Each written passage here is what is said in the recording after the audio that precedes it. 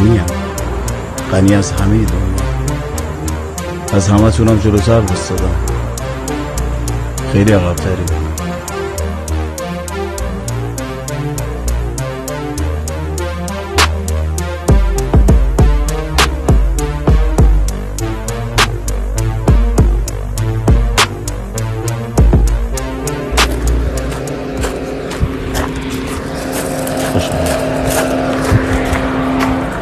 قربان بفرمایید.